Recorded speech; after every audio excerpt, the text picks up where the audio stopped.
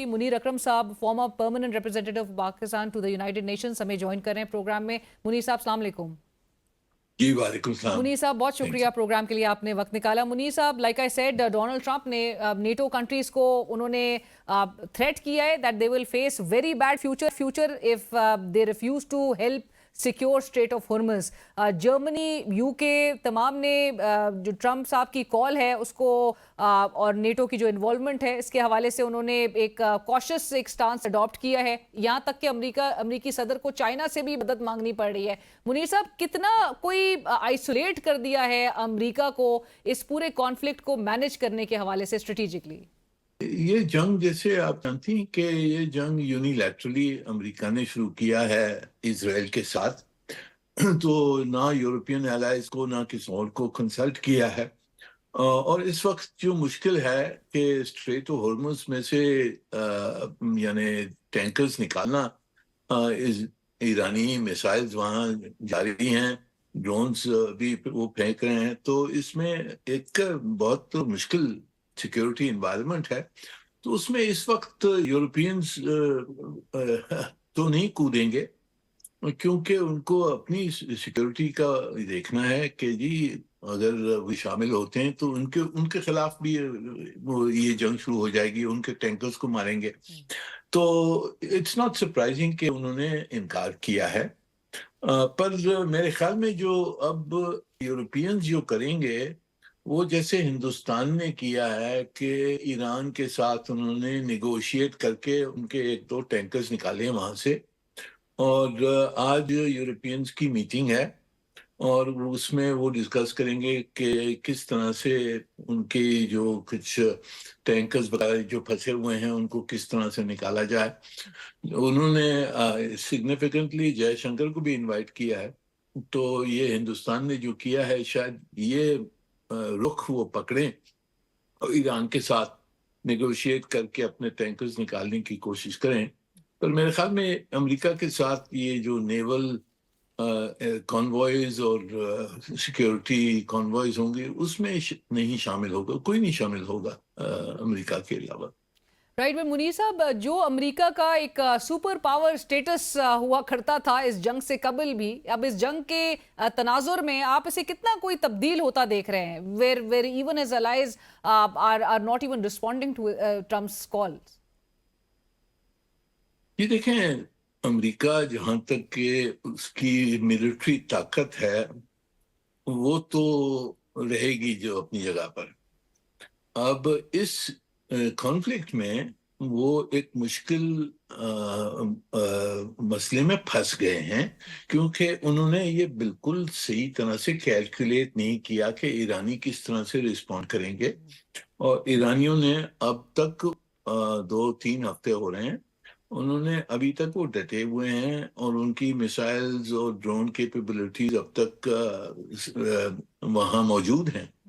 तो और बज़ाहिर ये तो मुनीर साहब, कतई कलामी की माफी, लेकिन अमेरिका नजर यही आ रहा है कि इस जंग से जान छुड़वाना चाह रहा है, लेकिन ईरान जंग जारी रखना चाह रहा है। जी सही है।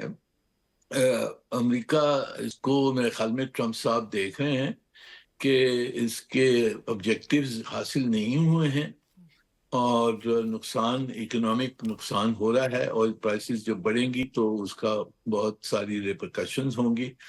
तो वो चाहते हैं कि इसको बंद करें, पर कुछ हासिल करने के बगैर बंद करना उनके लिए फिर इंटरनल दूसरे मसले खड़े हो जाएंगे। तो ईरान के पास तो चॉइस नहीं है, वो तो लड़ते रहेंगे जब तक कि उनके पास कुव्वत है। सो आपको मुनीर साहब ये मार्च में भी प्रोलॉन्ग करती हुई पूरे महीने नजर आ रही है ये जंग? जी मेरे ख्याल में ये 2-3 हफ्ते तो ये चलेगी जब तक के ईरानी नहीं मानेंगे, कोई मुआहदा, कोई सीज फायर की बेसिस नहीं होगी, तो ये जंग जारी रहेगी। अब जो सवाल ये उठता है कि अब अमेरिका क्या करेगा। अब अगर ट्रम्प साहब सोचते हैं कि जी यूनिलैटरली इसको बंद करना उनके लिए पॉलिटिकली यहाँ अंदरूनी बहुत मसले खड़े होंगे, अब तो शायद एस्केलेट करें। और एस्केलेशन में फिर देखना होगा कि किस तरह से एस्केलेट करते हैं। وہ میرے خیال میں ڈیسپریشن ہے، تو کچھ نہ کچھ ان کو کرنا پڑے گا، کیونکہ کوئی جیت دکھانے کے بغیر یہ جنگ بند کرنا ان کے لیے زیادہ مشکل ہوگا۔ مشکل ہوگی، رائٹ۔ اور دوسری طرف اسٹریٹ آف ہورمز کے مزید بند رہنے سے منیر صاحب عالمی دنیا پر چونکہ قیمتیں ہم دیکھ رہے ہیں اس پہ مسلسل ایک امپیکٹ نظر آ رہا ہے، تیل کا جو بحران ہے اس میں اضافے کے نتیجے میں جنگ بندی کے لیے اب کتنا کوئی عالمی دنیا پر دباؤ آپ کے نزدیک جو ہے وہ بڑھ رہا ہے؟ جی وہ دباؤ تو بڑھ رہا ہے، میرے خیال میں ایرانین جو پوزیشن ہے وہ تھوڑی سی اس میں میرے خیال میں مجھے نظر آتی کہ وہ ایک سمارٹ فلیکسیبلٹی تھوڑی انہوں نے دکھائی ہے، کیونکہ اب یہ جو ہندوستانی ٹینکرز کو انہوں نے جانے دیا ہے اس سے یہ اشارہ ہوگا دوسرے ملکوں کو کہ یہ اگر آپ نے اپنے ٹینکرز وہاں سے نکالنے ہیں اور چھٹکارا کرنا ہے تو آپ پھر ایرانی حکومت سے بات کریں۔ تو ابھی یہ دیکھنا ہوگا کہ یورپینز کیا فیصلہ کرتے ہیں، وہ جو انڈین اپروچ ہے اس کو استعمال کرتے ہیں یا چپ کر کے بیٹھے رہتے ہیں، یا وہ یہ امریکہ جو کھلوانے کی جو اس نے کوشش کی ہے شاید اس کے لیے وہ رک جائیں گے۔ میرے خیال میں اب کچھ اس میں ایرانین پالیسی کو دیکھنا ہوگا کہ وہ ان کا برتاؤ یورپینز کے ساتھ اور جو دوسرے ممالک ہیں، خلیج کے ممالک ہیں، ان کے ساتھ کیا برتاؤ ہوتا ہے۔ کچھ یہاں مجھے پولیٹیکل سپیس نظر آ رہی ہے۔ اور آپ کے خیال میں چونکہ آج بھی میں دیکھ رہی تھی ٹویٹر پہ بھی ایون پیغام ایرانی وزیر خارجہ کا، پاکستان کا بھی انہوں نے شکریہ ادا کیا، آنے والے دنوں میں آپ سمجھتے ہیں منیر صاحب کہ ایران کو یہ توقع بھی ہوگی کہ پاکستان اور دیگر ممالک کے ساتھ سفارتکاری کے ذریعے جنگ رکوائی جائے؟ جی پاکستان کی تو کوشش رہی ہے کہ یہ جنگ پھیلے نہ، اور ہماری جو سفارتکاری ایران کے ساتھ اور سعودی عرب کے ساتھ وہ تو نظر آ رہی ہے کہ ہم نے کوشش کی ہے کہ ان کے درمیان ایک کھلی جنگ نہ ہو۔